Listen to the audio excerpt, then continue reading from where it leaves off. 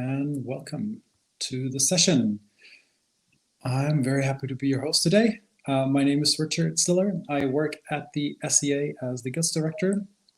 And in the past 2 years, some of our regular coffee experiences centered around being able to enjoy a cup of coffee inside a cafe have changed drastically.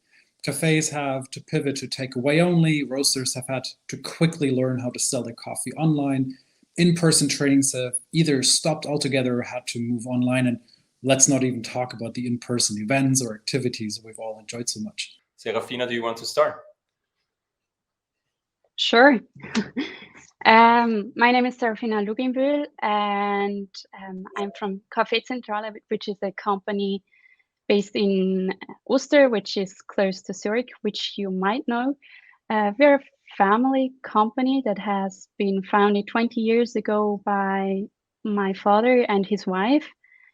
And actually, it's always been an online store. Like already at the beginning, the idea is to be an online store.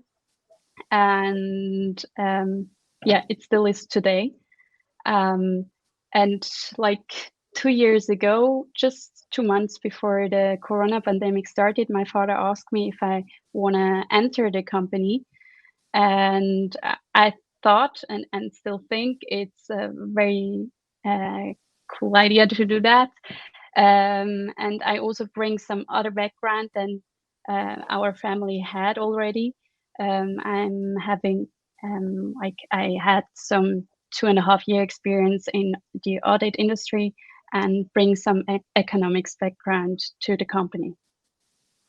Thanks, Serafina. Hi, Pascal. Hi, Richard. Should I continue? Please do so, yes. I started in 2012 in the coffee industry. I was inspired by the Indian onion markets, and I thought that's a whole different story. But basically, then figured out that coffee would be interesting to get involved with after my studies. Went to Tanzania, worked on a coffee farm for a year, came back and started as a coffee trader in different roles.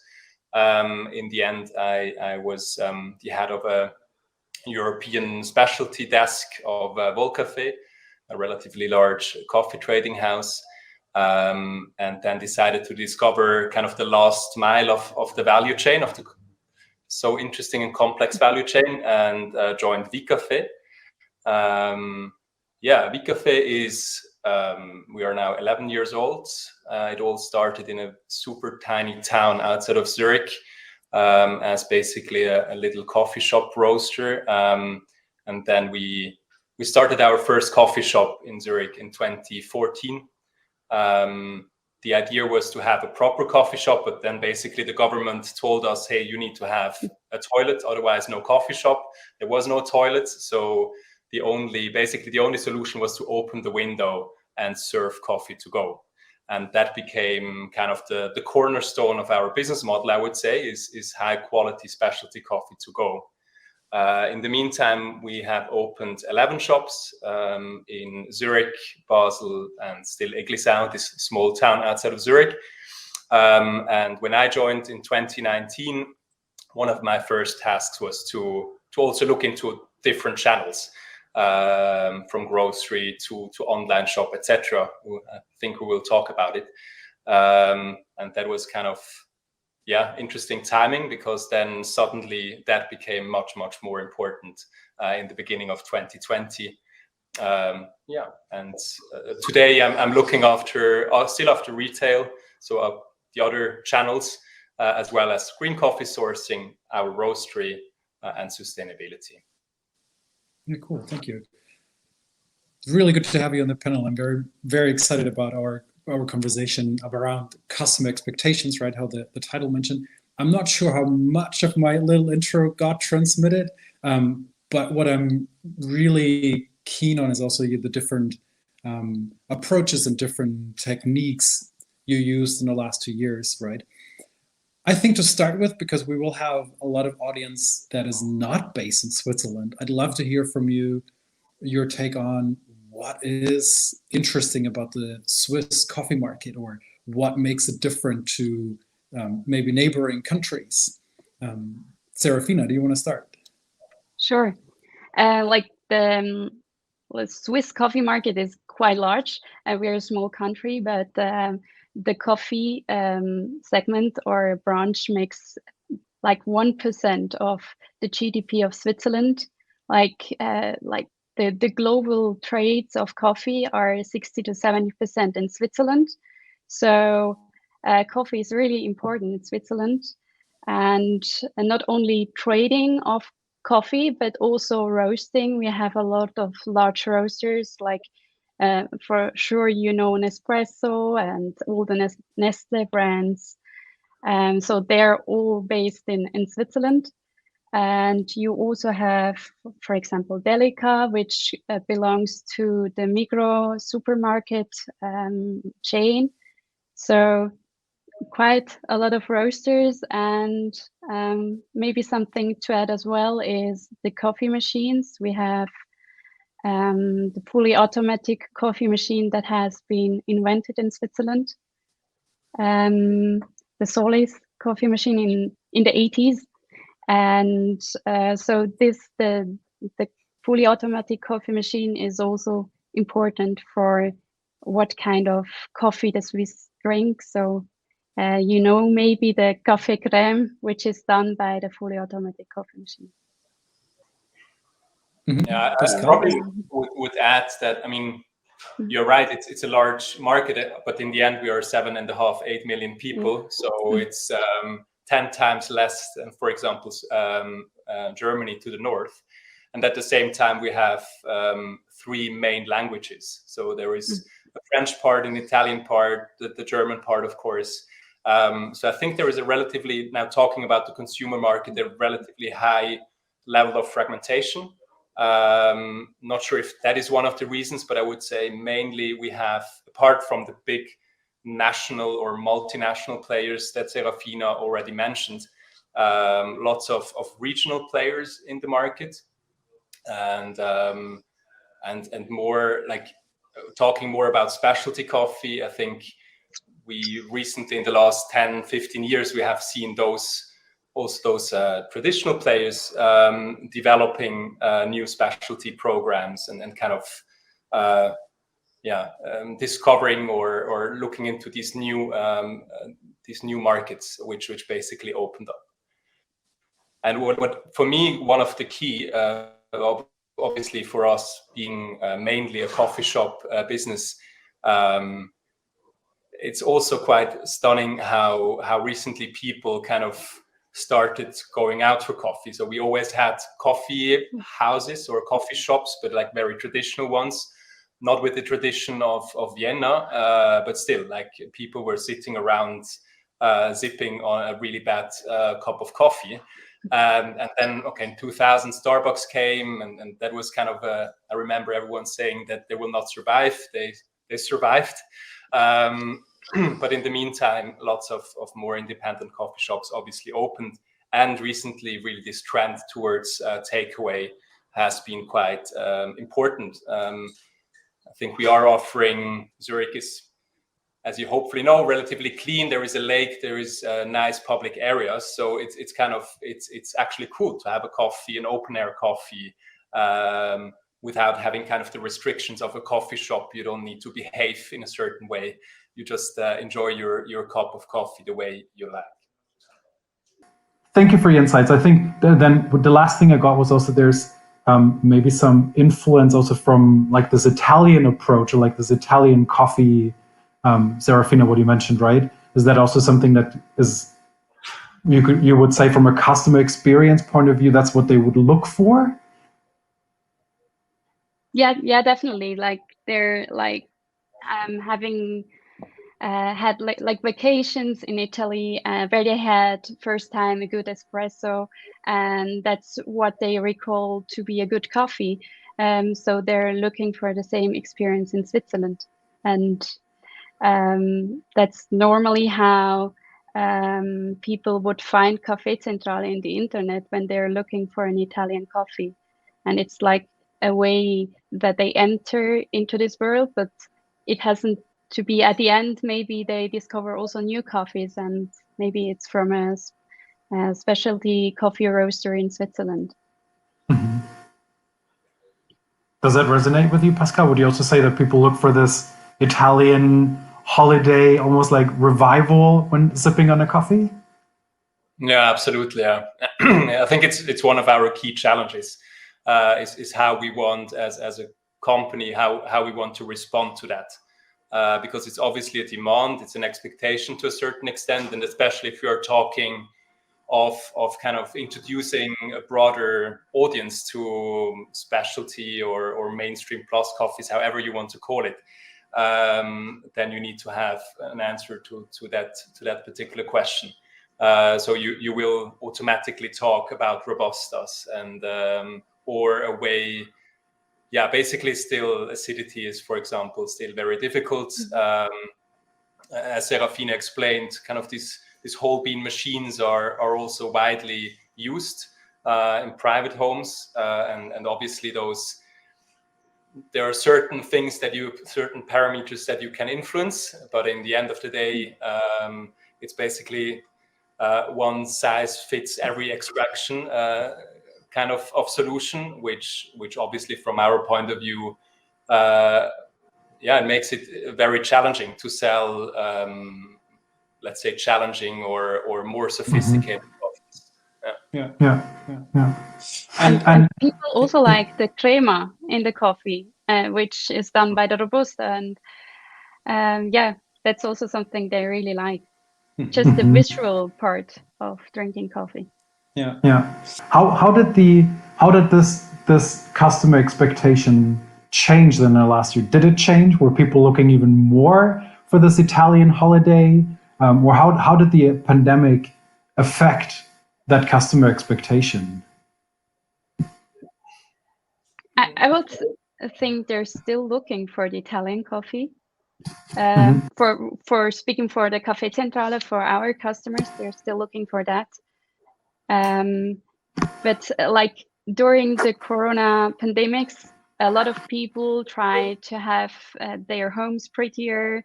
They bought maybe also a portafilter coffee machine, so they didn't use anymore their Nespresso capsule machine or their fully automatic coffee machine. And so like that, they got into the new world where they at least can change the grind size of their coffee, and also maybe discovered specialty coffee, but maybe also not.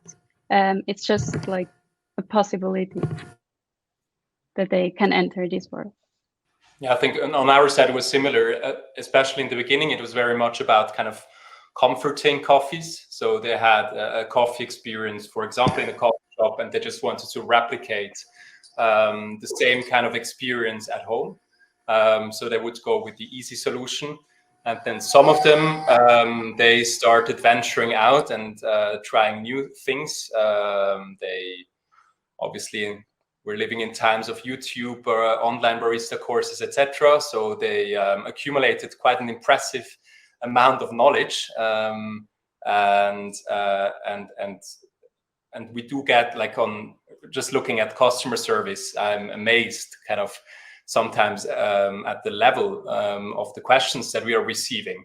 Very much into the detail, very interested, with just a lot of knowledge about coffee extraction and now and then also about value chains in general. Yeah, super interesting. Kind of like you're both are saying that the people actually had time to look into recreating their coffee experience at home and kind of try to learn a lot more, right? Or like try to understand how to reproduce that experience themselves at home, right? No, absolutely. It's also, to a certain level, I think the role of the coffee shop changed. So obviously that was different in each and every country, but basically in Switzerland we had 2 major lockdowns, and after first lockdown we closed our shops. Then obviously there is no conversation going on anymore, but then we reopened, and in that phase where obviously home office was much more important than office, people basically, they were looking for a neighborhood of coffee shop type of place, or they just wanted to still have to go out and and enjoy a coffee. And then obviously the type of conversation changed dramatically, like on one side, before we had this high frequency, okay, quick, coffee out, and then you walk to your office with your flat white in your hand. And now you go out and your daily coffee routine becomes much more of a social event. So you do talk a little bit more with your barista. Probably he or she gives you even a tip on how to extract coffee at home, for example. Because in the morning you would have your normal kind of coffee at home, and then in the afternoon you would go out to your neighboring coffee shop. So for us, for example, our kind of neighborhood locations, they became much more important compared to the high frequency kind of prime locations. Yeah, we also had some kind of tendencies like that as well. Our customers also got much more informed and had then more detailed questions. And we're basically an online store, but during the pandemics, actually a lot of people, much more than before, walked into the store. We have a small coffee shop in Oster where you can also buy coffee and the coffee machines. And they walked in, had these detailed questions, also asked maybe questions about like, yeah, do I have this single shot portafilter basket? What kind of form has it to have? And yeah, it got much more personal. And also with the classes, like during these 2 years, there was some times where we weren't allowed to make group classes of more than one person. So we had to have this one-to-one experience, or it wasn't allowed at all. So we tried to have a solution still to have a personal contact to the customers, and went to their homes to have the classes there. And this was kind of very like for the personal contact, what stayed with the people, that they remember us now. I had this like 2 hours training at home with Kaffeezentrale. Yeah, super interesting. Like, it kind of sounds like people really got heavily equipped during the pandemic, so to say, in quotations mark, right? Like buying like high-end coffee machines and buying the good gear, right? That's really interesting. And like, did people also go in the direction with coffee as well? Like, did they also go for like the super high fruity, really expensive geisha, or was it really more about the equipment? Both, actually. Like, of course, they were looking. Normally, a lot of people came for a coffee machine because now they had their coffee at home. They were in home office, so they wanted to also have good coffee at home. And so this was like the main demand, to have their coffee machine at home. And as soon as they had their coffee machine at home, then they discovered all kinds of coffees. And then for some of them, they were interested in geisha or specialty coffee in general. Yeah, really interesting. Like, I'm also very curious to hear, because both of you said that you also looked into, like, Serafina, you said your company is mainly online anyway, right? And Pascal, you mentioned you also looked into the IT support and how like online shopping for the company to evolve, right? Was there any, I imagine, but I'm gonna ask this, like, I hope in quotation marks, dumb question of like, did you see like a huge increase, like of course, like during the pandemic, of people also just buying online or just looking at the online store? Yeah, obviously. Also, yeah, obviously. No, I mean, there was a massive increase early 2020. I think the more surprising thing is that basically the demand didn't really come back. Also, it stayed up there. Probably not, like, I just quickly looked into the numbers this morning. I think we had a peak and then we could retain around 70% of that demand. But like we are talking first a 4-digit increase, and then back to kind of 60-70% of the volume. And I mean that's for me the game changer. I think before we did have a kind of an online shop. We had a very basic infrastructure. Obviously, we had to invest first to make it more reliable, just to cope with the demand.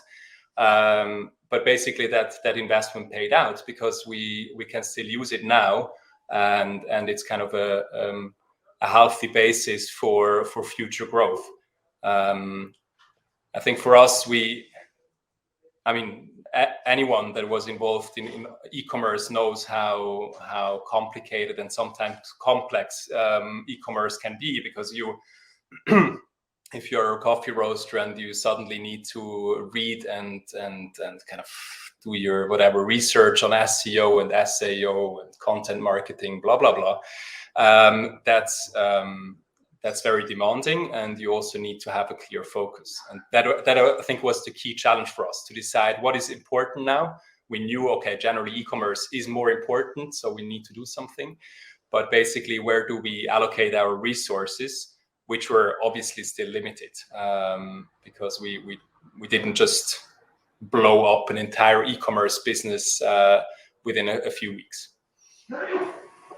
Mm-hmm. Yeah, I can relate to that. Like that you had during this pandemic, we had also to like focus on our priorities, because there are so many possibilities what you're able to do, and if you don't, you're like lost if you're not having a focus on one or two priorities.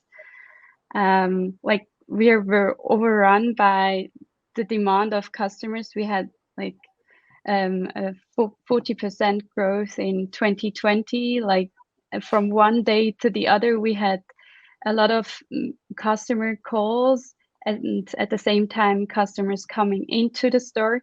So we were kind of forced to also make some blockades, or that you're making some restrictions. That, for example, you only take calls between 10 and 12, and then you open your store in the afternoon at 2 to 5, so that you really can focus on the things that have to be done. Because if everyone comes at the same time, you won't be able to cope with the demand.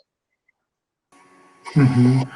What's your advice like to other retailers, like either, well, probably different priorities, like, but what are the main priorities with an online shop that you would recommend people to look into, right?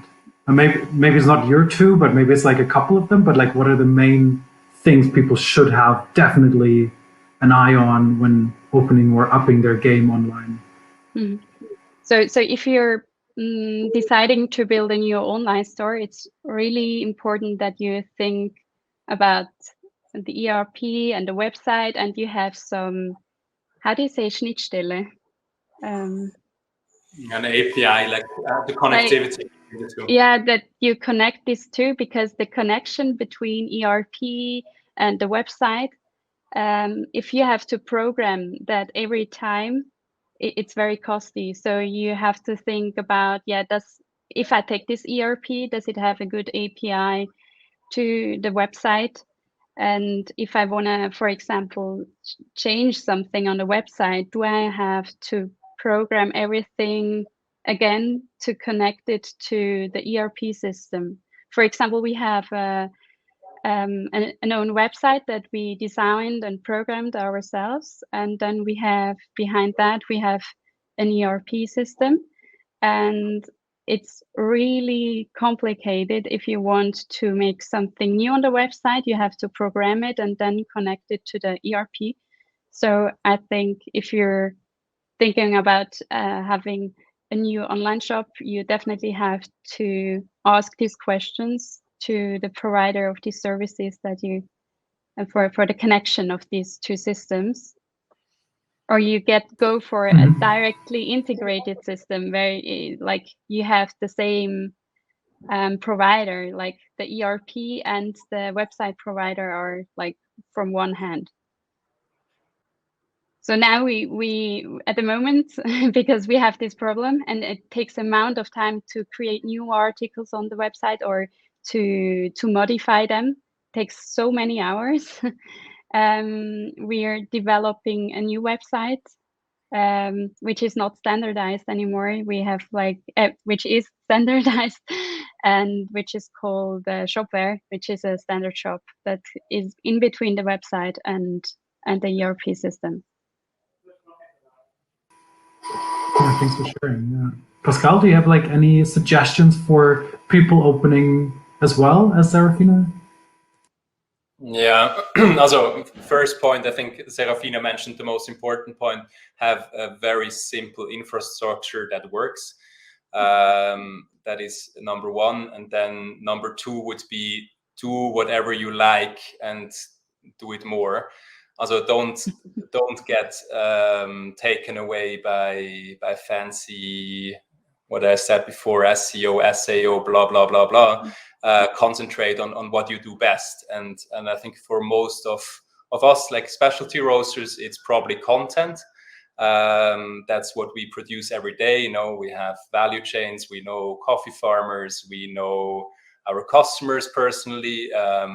And as long as you're able to talk to them and provide them with content and kind of this positive feeling that comes along with working in coffee, I think you're doing just well. And then your Google ranking, I think, is not so important, because there is also a risk that you just start spending on for example, social media or search bars. And basically you don't even realize how much money you will lose along the way without real benefit. Mm-hmm. Yeah, thanks for sharing. What would you say is the main difference for like customer expectations online and offline? Like if a person walks into your store, like that is on site, and they can touch and maybe a bag of coffee or talk to a barista. What's the difference then to somebody going to an online store, and what are the different expectations from a consumer or customer?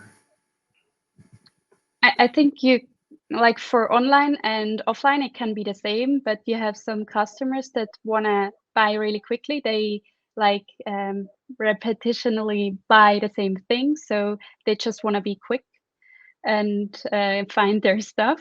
And the others, they want to be consulted and have more information about the product. So on the website, you have to be able to do both to have the opportunity that the consumer finds quickly the product that he searches, or maybe to have also subscriptions so that automatically he will get the same product every month. And yeah, for the other one, you need to have content where you can give all the information about the coffee, where it comes from which farm, from which roaster. Yeah. What I think is interesting, it's not a direct answer to your question, Richard, but is how that online demand change over time. Is kind of in the first phase, we had really consumers looking for our coffees on our website, basically supporting local businesses, etc. They were really making an effort, especially in 2020, during the first lockdown. They really made an effort to find your coffee and to buy it and support you by doing that. And in the meantime, that kind of shifted in a little bit way, and we need to. They're looking less. They're making less of an effort to find your coffee. But everyone is kind of used now to do online shopping. So we also need to be present on other platforms. That's at least our feeling, in order to be found. And that obviously also then is very much related to your question. On our own website, we can control the content, and we can provide them with relatively rich content. It's still not the same as a barista explaining or giving tips or reacting to very specific questions, but it's okayish. But then, of course, if you're looking at the large e-commerce platform, there is still a description, but it's not as just as refined anymore as on your own website. So that's really the key challenge for us right now. Yeah, super interesting. Thanks for sharing. Yeah, sounds like there was a good window of opportunity, almost like in 2020, to go online, right, and for people to make that effort and really put some more time into finding local roasteries and coffee shops. From the switching a little bit from like the past to more of like the present, how would you say at the moment is the is it like this in between time, like this like opening up again, right? What are the expectations? Are people moving back from online to offline in store? Or Pascal, also from your perspective, are people going to this from go to again to like I'm sitting down in the cafe type of consuming coffee, or has maybe all three stayed?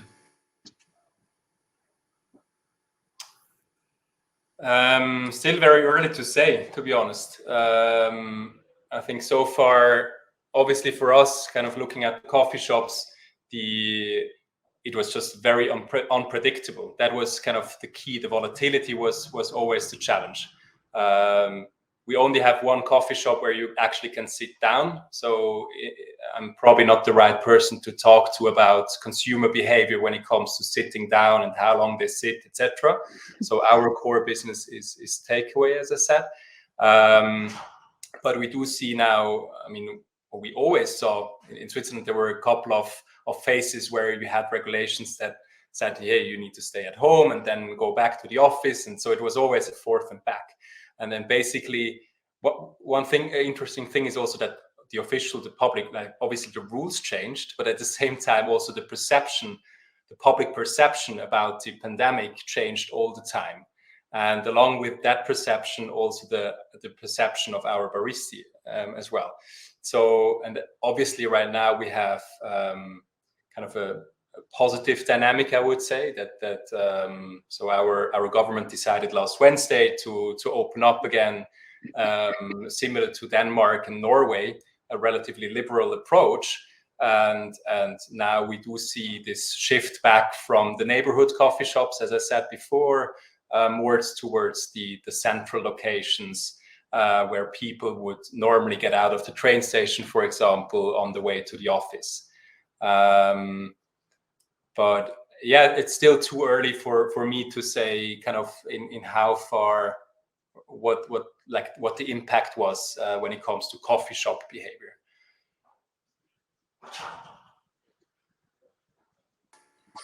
And from your perspective, Serafina, you also mentioned that people. Let's go for this question first. Okay, for this one. Go for it, yeah, please. Okay. Yeah, we like Pascal says as well. At the moment, it's difficult to say what the tendencies will be because it just opened up. We are not having to wear the mask anymore. So this is maybe something that we see in our small coffee shop in Oster, that a lot of people now benefit of this time, that they come to our shop and try to have their introduction class. They get an introduction class if they buy a coffee machine. They have like a 2 hours introduction where we tell them how to make their coffee. And a lot of these customers that bought their machine during the pandemics, they come now to have their introduction because they feel now more comfortable because they don't have to wear it anymore. For the coffee shop, like for the sales online, it's hard to tell because if we compare it to the last year, we had in like spring, we had a lockdown. And so our sales went like exploded at that time. So we can't compare it to last year. And if we're comparing it to the year before the pandemics, then of course we have a lot of sales still at the moment.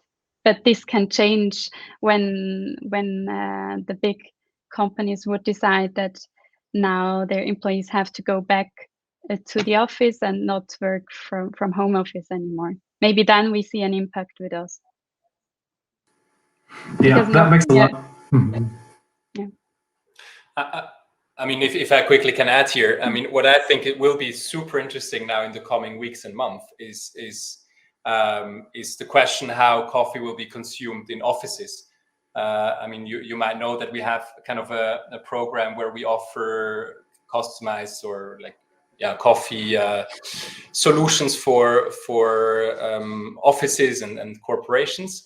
And I mean, there it's just so fascinating that nobody really knows how the office of the future looks like, and they are all somewhere walking in the dark.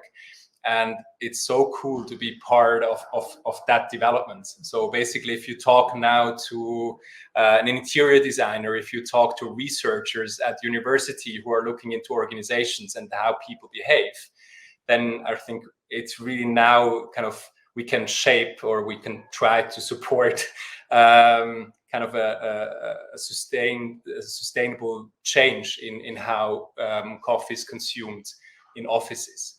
So I think there is, for example, there's clearly a trend towards high quality coffee in the office space.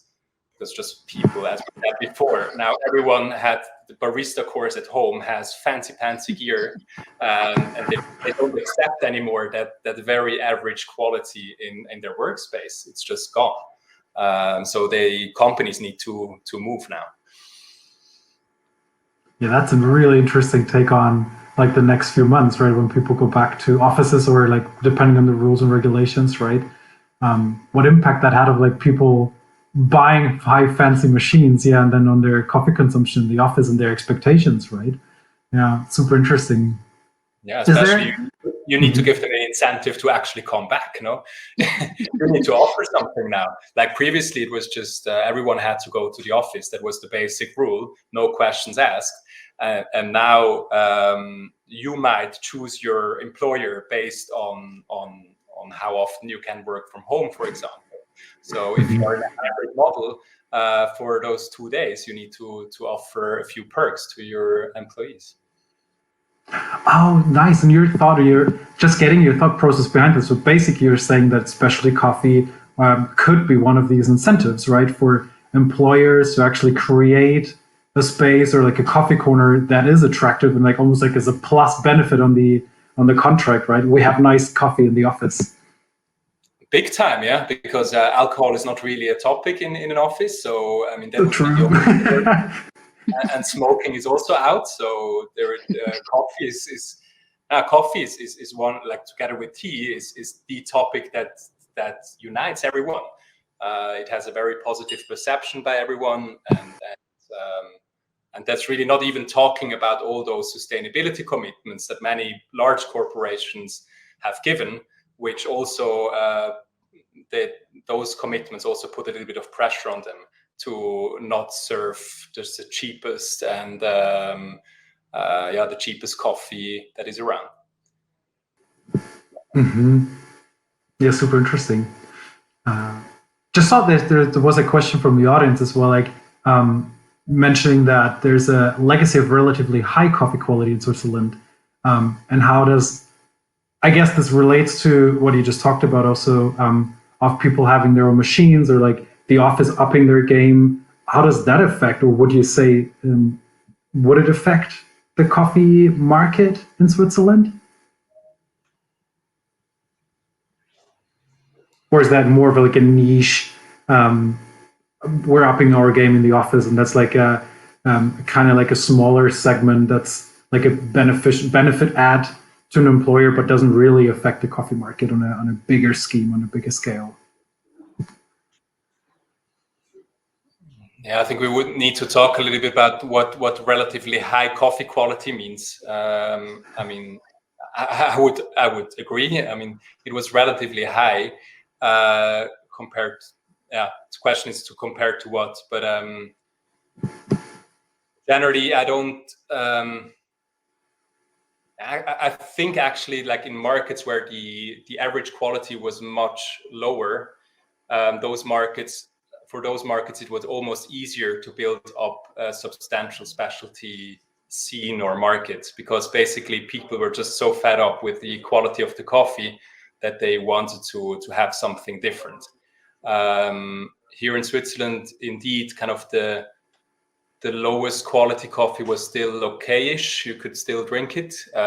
So probably the pressure to move into specialty coffee was, I would say, generally less than in other markets, at least from my own experience. Mm-hmm. What maybe matters as well is like what kind of prices a consumer would accept. For example, in Germany, we know that consumers like not to pay much for a coffee. And so maybe there is more potential in Switzerland because you can have a higher price, and that's okay for the consumer. Yeah. That's also a good point. Yeah, definitely. Like in Germany, people are really looking like they're super price sensitive. Yeah. Or maybe Serafina, also in other European countries that doesn't apply only to Germany. Yeah.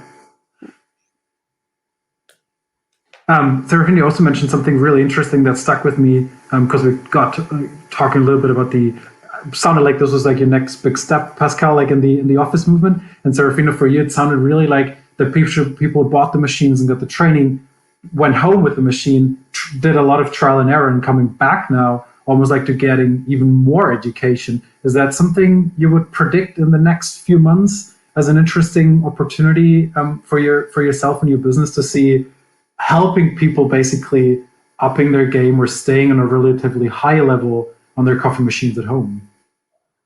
Yeah, definitely. Like our barista classes already are like booked out, like more than during the pandemics when we actually were allowed to do them. But now with the opening, we are already seeing that we have a lot of more bookings for these barista classes where they can learn the basic skills or latte art, whatever they want. So I definitely see this trend. But I also see like that if they're going back to the company or are not staying in the home office, they would maybe our coffee sales would decrease a bit. But at the same time, we're also helping roasteries and coffee shops to have their equipment. It's yeah, so like that, maybe more of this would be then would be more important for us then. Mm-hmm. Interesting. To have to like being a platform for the roasteries to present the different roasters, specialty coffee roasters that we have in our assortment, but at the same time, we're also giving a service to them to being able to equip them with equipment. Mm-hmm. Yeah. Interesting. Thanks for sharing. There was from the very beginning, like I think somebody was just really keen on getting this question out into the world. The idea is, I think, behind the question, if we read it, is what is your predictions, if possible at all? This going away a little bit from this now present to the future, to the next steps, right? Of specialty retail, or how with this reopening, or in quotation marks, going back to normal, which we'll see how long it will take and what will happen, right? But like in quotation marks, reopening, going back to normal, what the effects of the last 2 years were for customers and how that will affect the retail segment in the specialty coffee industry. Do you predict any long-lasting effects you could already pinpoint of like, okay, these are some big waves or streams, pathways people changed their behavior in the last 2 years? So first point, obviously online. I mean, I think I would consider Switzerland a relatively conservative market, so we are not always at the forefront of those changes. But I mean, the shift towards online was dramatic, and it's there to stay. I don't see people now going back to offline shopping all the time. I mean, it's more of kind of, okay, that's a general discussion how retail develops, but probably the retail of the future is more kind of, you have your showroom and then you have online sales, and you do this fusion of offline online, basically, which makes a lot of sense to me. So I think that is to stay, and I think also that most of the people will do, especially the younger generation, most of the shopping online. When it comes to coffee shops, I think I'm convinced that this takeaway thing is got more attractive, and that people basically have now, they're used to it, to go for a quick coffee and then walk away, and I don't really see a reason why that should change again as well. And then generally I also see, I mean, partly related to pandemic, partly related to the zeitgeist we are living in, a clear trend towards asking questions about sustainability, and really want to drink a coffee that not only convinces in terms of cup profile, but also just the background story, and I mean, that's also partly online can support that, of course, because you can explain in great detail how a coffee has been sourced, how it is priced, etc. So that would be, I think, my three trends here. Mm-hmm. I would agree to Pascal. Like, people got used to certain behaviors, so like they're used to buying online, or they're used to take out their coffee, and I think people work that way, that if they're getting used to something, they won't change that behavior just like that. Also, like the masks at the moment, still a lot of people wear masks because they were just used 2 years to wear these masks. And I think that the same behavior we will see with online shopping and taking out coffee or other behaviors that we had during these 2 years. This won't just go away just like that. And then I also, for the online shopping, I think what got more and more important, because people now shop a lot of in like online, but more and more it's also important to have this personal contact. It's not like they're just buying like their coffee online. They would also call us and ask for advice. Like, the personal contact is really important. And like a tendency that I would expect as well is, maybe it's not on the consumer side, but I think that the prices of coffee will rise as like the all the value chain, or how the coffee is sourced, has gotten more complicated with Corona. Transport, it got more expensive, so I would expect that coffee would get a bit more expensive. Yeah, that's also a really interesting thought. And do you think, like, also from, like, if green coffee and then therefore also roasted coffee will get more expensive, customers from the last 2 years, with the expectations, with their awareness that has risen, will they be okay with higher prices in coffee? Is that something, or will that be a big challenge in the next years to come, basically? I think in Switzerland, yes, but it depends on the increase. Some part of the increase will be taken by us, so not every increase of the coffee, like the coffee price, or from the roaster, the price increases will go over to the consumer directly. Will also stick a part with us.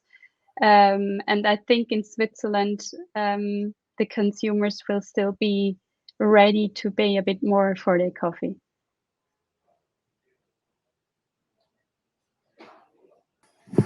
Yeah, interesting. And might that relate to their experience with the product itself in the last 2 years?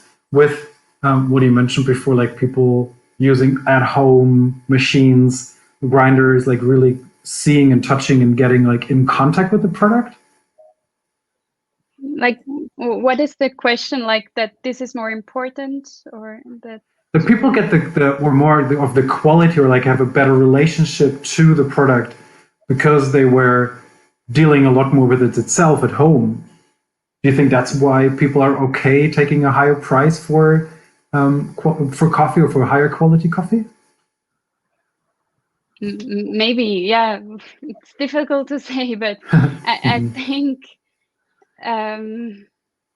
they would be ready to pay a bit. Like if all the prices rise, you can't do anything about it anyway. True. Yeah. I would absolutely agree to you, Richard. This is, I mean, I see that every day. You have those consumers who are, you think they are almost best friend with your coffee farmer. I don't know. They put up coffee bags on the wall, and I mean, for these people, I think they are actually probably very happy to pay more. And generally, I see us in a good, so specialty roasters in a good position because we can explain why a coffee is now more expensive than before.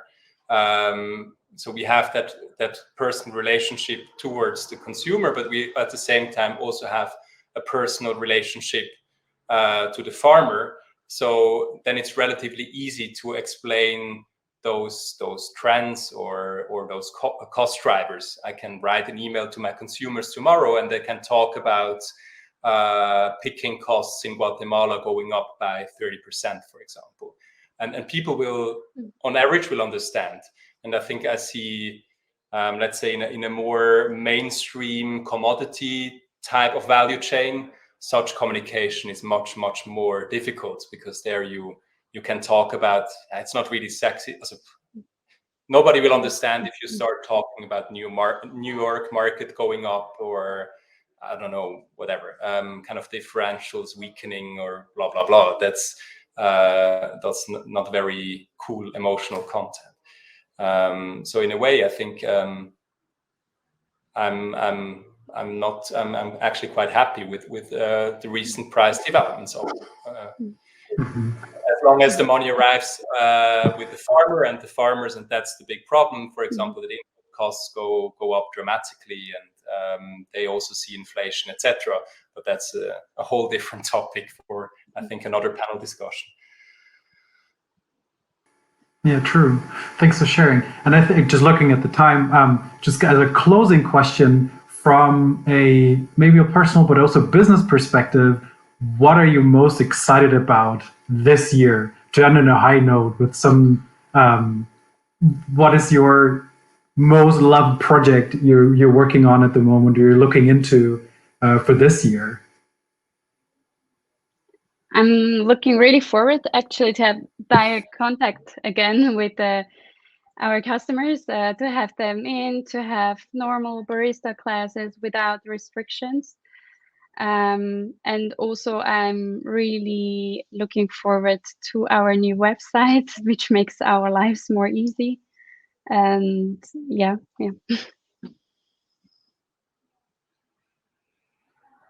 On my side, we just started a foundation, the V Foundation, which I'm very keen. I'm very keen to see developing, because it basically, we realized that customers, especially B2B customers, they were really interested of.